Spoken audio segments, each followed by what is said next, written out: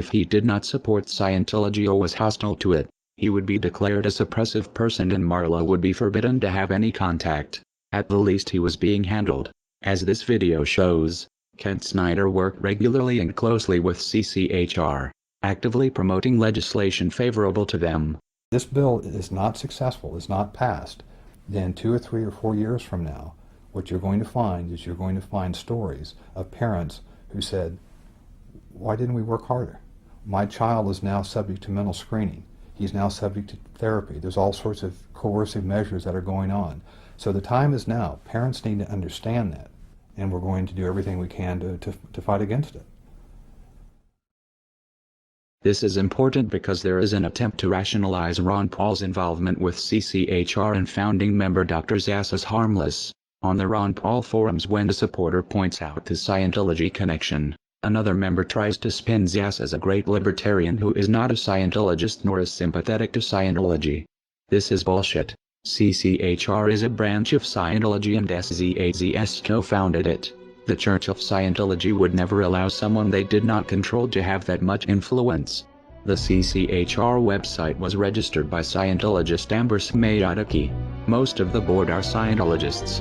Zass denies being a Scientologist. A representative writes, sharing this battle does not mean that Dr. Zass supports the unrelated principles and causes of any religious or non-religious organization. This can be true working with most organizations, but as we have shown, Scientology does not work this way.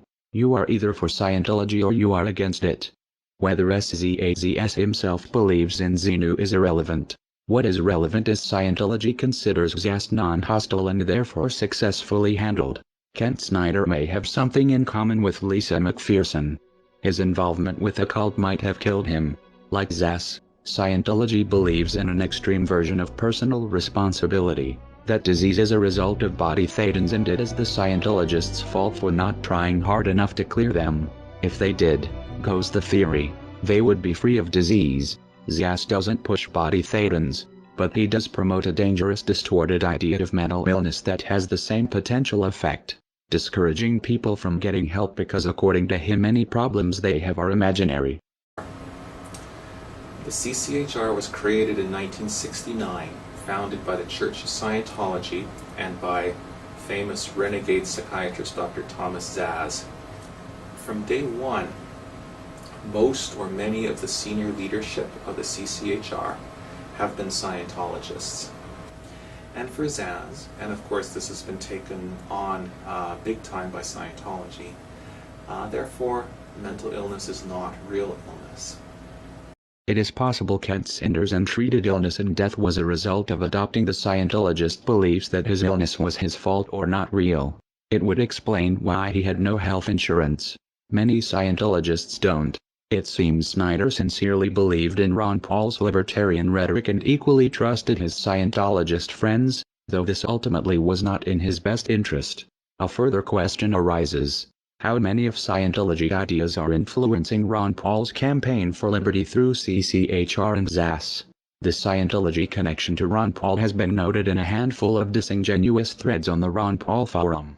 They are disingenuous because they ask questions a Google search can answer in seconds, yet few people link to these results.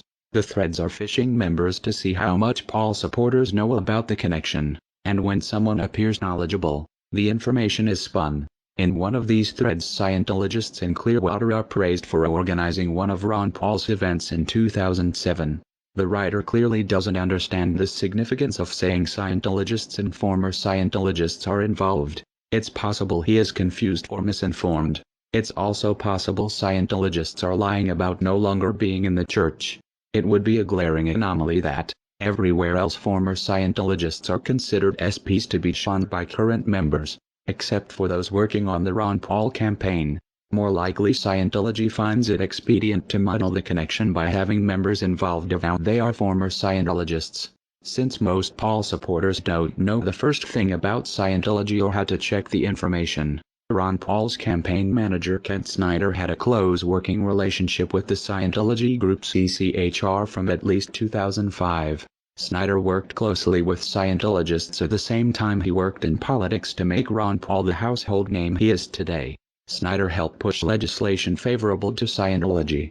To do this he made PR videos approved by CCHR. In turn CCHR supported and promoted Ron Paul's presidential candidacy, most blatantly in the pay-to-play luncheon on November 28, 2007, the day of the debates. Campaign donation records from Clearwater, Florida show some members, Ron Paul personally met and talked with these people who collectively donated at least $19,000 that afternoon to his campaign. Ron Paul knew they were CCHR. It is implausible, working as closely with CCHR as he had. Paul did not know he was for all purposes working with Scientology. Another fact not as well known. In 2002 Ron Paul won the Thomas S. Zass Award as a tireless defender of individual freedom. That puts Ron Paul's personal association with Scientology back almost a decade.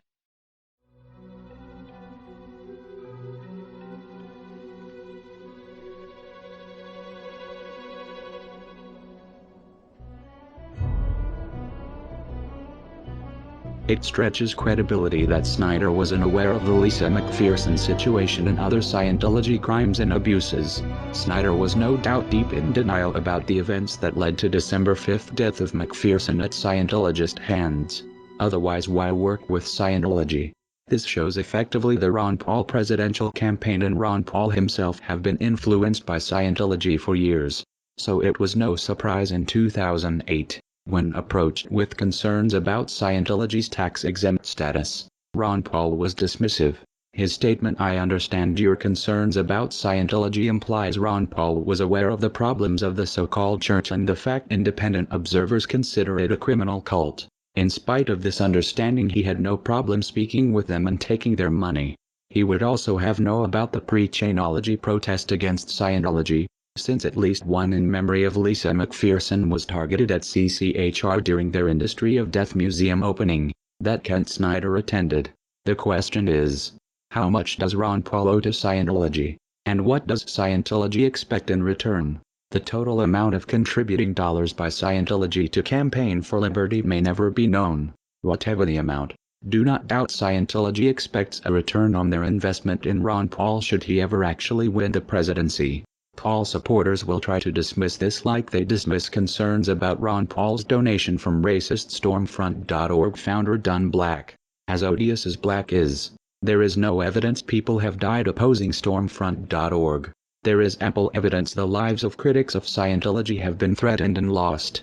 Scientology plays hardball with anyone who challenges them. The same can be expected of anyone who tries to double-cross the cult. If Paul supporters find this hard to believe, they should familiarize themselves with Operation Snow White, where Scientology bullied the IRS for tax-exempt status.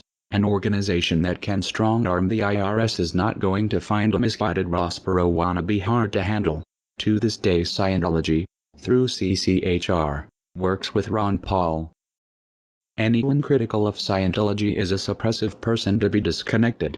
Therefore we can conclude Scientology's leadership does not view Ron Paul or his supporters as suppressive persons. Scientology views them as allies to be handled, and that should worry everyone concerned about freedom. Scientology is not about freedom, it is about control, and it would rather let someone die than lose control. Scientologist Marla wrote, "All my peeps, this was sent to me by Ron Paul's right-hand man, who happens to be a very close friend of mine. In fact, I was on the plane with him when he told me, Marla, we're going